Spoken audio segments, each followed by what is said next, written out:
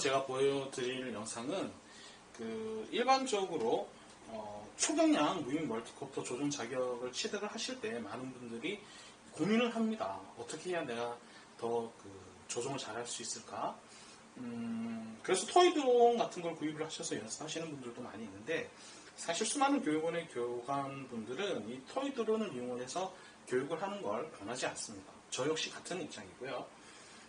저는 이제 교육원 팀장을 작년까지 하다가 이제 현재는 현업 파일럿을 하고 있습니다. 제가 다루는 기체는 대부분 이 대형 기체들이고요. 초경량 무인 멀티콥터 기체들 중에서도 굉장히 큰 기체들을 제가 다루고 있는데, 제가 이걸 설명을 드리는 건 사실 많은 분들이 조금 잘못된 연습을 하시는 경우가 많아요. 그래서 실기를 한 번에 합격을 못 하시고 여러 번 재도전을 하시는 분들도 많이 있는데, 이 연습 방법은 반드시 시뮬레이터, 리얼 플라이터와 함께 병행을 하셔야 도움이 되는 방식입니다. 그리고 제가 미리 말씀을 드리지만 이 시마 X5라든지 시마, 그리고 토이 드론, 그리고 촬영용 드론, 팬텀 같은 것도 있을 수 있겠죠. 인스파이어, 이런 기체들을 가지고 코스 연습을 하시는 건 사실 그렇게 좋은 방법은 결코 아닙니다. 왜냐면 자격증 시험에 사용되고 있는 대형 기체들, 초경량 무인 멀티콥터들은 대부분 방제 기체를 기반으로 많이 하고 있는데요. 사실 상당히 이 조작 스틱의 조작감, 키감이 차이가 납니다. 그런데 이걸 이용을 해서 잘못된 연습을 하시게 되면 실제 운영을 할 시험을 치실 이 기체의 조종감과 너무 차이가 많이 나기 때문에 실제 코스를 보실 때 자꾸 잘 안 되는 거예요. 그럼 계속 실기체로만 연습을 하시려고 하는데, 조종 감각은 실질적으로 시뮬레이터를 통해서 완성을 하시고, 시뮬레이터로 완성이 된 조종 감각을 실기체에 적용을 하는 과정이라고 보시면 되겠습니다.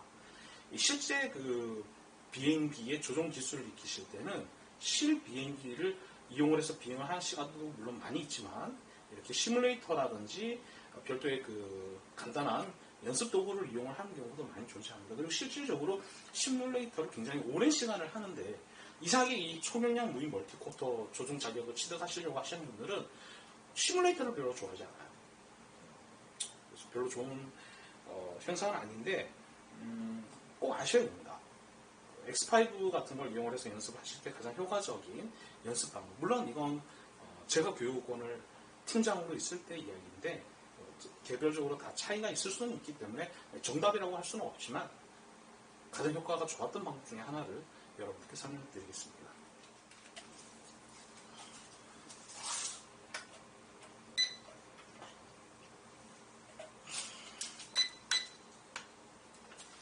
네, 기체가 이제 조종기랑 연결이 됐습니다.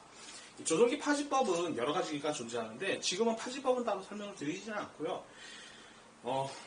조종 자격에서 올바른 파지법은 사실 굉장히 중요합니다. 그렇지만 조종하시기 편한 자세로 파지를 하시는 것도 나쁘지는 않아요. 그렇지만 기본적인 자세는 항상 동일하기 때문에 제가 토이 드론이라 하더라도 실제 운영하는 자세가 거의 비슷하게 조종기를 파지를 하고 있거든요. 그래서 이걸 잘 보시는 것도 나쁘지는 않습니다. 파지 방법은 매뉴얼 파지 방법도 있고 하이브리드 방법도 있고, 지금 이 드론 파지 방법도 있는데 사람들마다 표현하는 방법이 좀 달라요. 이게 표준화되어 있지 않기 때문에 누군가는 원핑거, 투핑거 이렇게 얘기를 하는데, 보통은 매뉴얼 파지법, 하이브리드 파지법 이렇게 얘기를 하고 있는 것 같습니다. 그래서 이 파지법은 여러 가지가 있지만 가장 편한 방법을 하시면 제일 좋아요. 손가락에 긴장이 오지 않는 그런 방법을 하시는 게 제일 좋습니다. 일단 시마 X5를 통해서 시마 모드를 어떻게 연습을 하는지 지금부터 보여드리겠습니다. 오래 방치하다 보니까 이제 프로펠러가 가이드에 많이 닿이네요.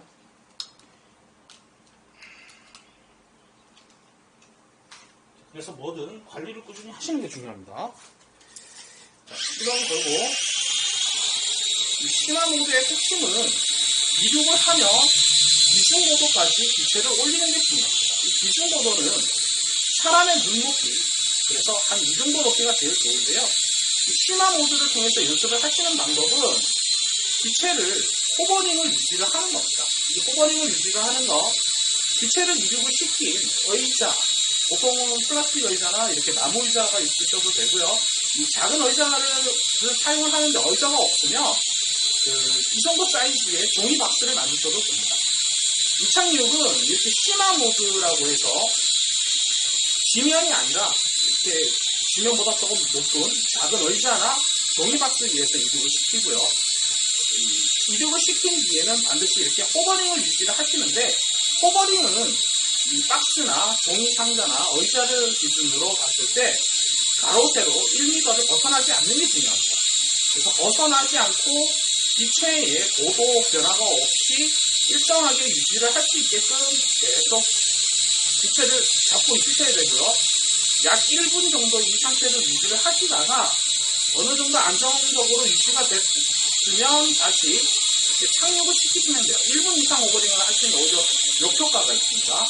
그래서 착륙을 하실 때도 이륙을 하셨던 이 의자 위에 부드럽게 착륙을 하는 게 중요하고요.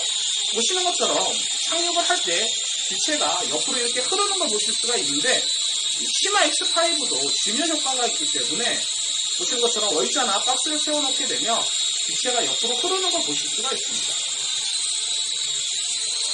가능하면 의자 안에 랜딩 기어를 넣고 착륙을 시키는 게 중요한 거고요. 자, 그래서 이렇게 착륙을 안정적으로 하셔야지만 이 시마 모드의 가장 중요한 훈련 과정을 모두 완료를 한 거라고 보시면 되는 거고요. 처음 해보시면 이게 여기서 이륙을 해서 눈높이에서 고도 유지를 하면서 호버링을 하는 것 자체도 굉장히 어렵습니다. 물론 호버링을 하는 것도 어렵고 이 가로 세로 1m 안에 기체를 넣는 것도 어려워요. 시마를 X5를 가지고 처음 해보시면 기체가 많이 벗어납니다. 자, 이러한 연습을 하는 이유는 무인 멀티콥터에서 사실 그 코스를 그리면서 가장 어려워지는 부분들이 에띠 모드를 통해서 자세 제어 모드죠. 자세 제어 모드를 통해서 안전하게 목표 지점에 착륙을 하고 이동을 하는 과정들이 있는데, 이게 처음 해보시면 기체가 많이 흐릅니다. 근데 사실은 실무에서 운영을 해보시면 GPS 모드로 비행을 할 때도 그만큼 흐르는 경우들이 발생을 해요.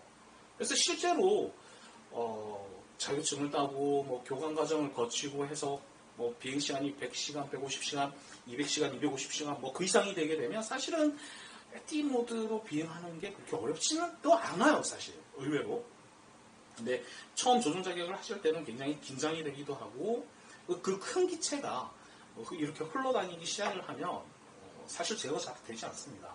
근데 이 제어가 되지 않는 거, 그리고 원주 비행에서 원주가 잘 나오지 않는, 그리고 삼각 비행에서 삼각 비행이 잘 되지 않는 이런 일련의 원인들은 사실 이 조종기의 미묘한 키감에 아직 적응을 하지 못했기 때문에 발생을 하는 문제들이거든요. 그래서 이 시마 모드를 통해서 여러분들이 익히셔야 되는 건 호버링을 하는 과정, 그리고 호버링을 하면서 포인트를 벗어나지 않는 과정, 그리고 그 상태로 1분 정도 유지를 할 수 있고, 그 상태로 착륙을 해서 이륙을 했던 의자나 나무 의자도 괜찮고 플라스틱 의자도 괜찮습니다. 일반 책상 의자는 안 돼요. 네, 이런 의자가 필요한 겁니다. 아니면 이런 형태를 박스를 만들어서 거기에 안정적으로 착륙을 하는 과정까지 꾸준히 연습을 하시고 그게 가능해지시게 되면 실기체의 미세한 자세 제어 조정이 충분히 가능합니다. 물론 키감은 다릅니다. 키감이 다름에도 불구하고 충분히 그걸 조정할 수 있는 조종 실력이 향상이 되는 걸 보실 수가 있고요. 이러한 시마 모드는 실제 이 시마를 통해서만 할 수 있는 것이 아니라 리얼 플라이트 시뮬레이터를 통해서도 할 수 있는데요. 이 리얼 플라이트 시뮬레이터를 통해서 어떻게 시마 모드를 하실 수 있는지는 다음 영상에서 함께 보여드리도록 하겠습니다. 조종 자격을 취득을 하고자 하시거나 교관 과정까지 진행을 하고자 하시는 경우에 저는 가급적이면 이미 그 자격을 취득하고 있고 현업에 있는 분들의 의견을 한번 들어보시는 걸 권하는 편이고요.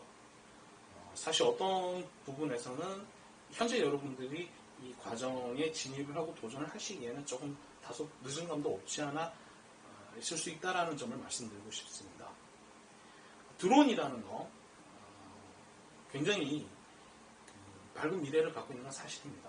하지만 준비가 되지 않은 상태에서 이 조종 자격만 취득을 하신다고 해서 밝은 미래에 편승을 하실 수는 없는 거고요. 충분히 알아보시고 준비를 하시고 도전을 하신다면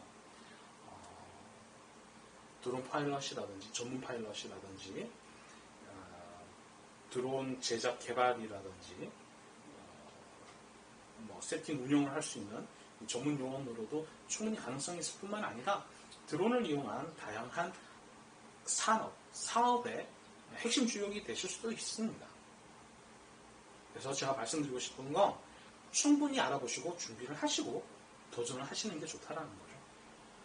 그럼 다음 시간에는 시뮬레이터를 이용을 해서 보여드렸던 심화 모드를 어떻게 할 수 있는지 함께 볼 수 있도록 하겠습니다.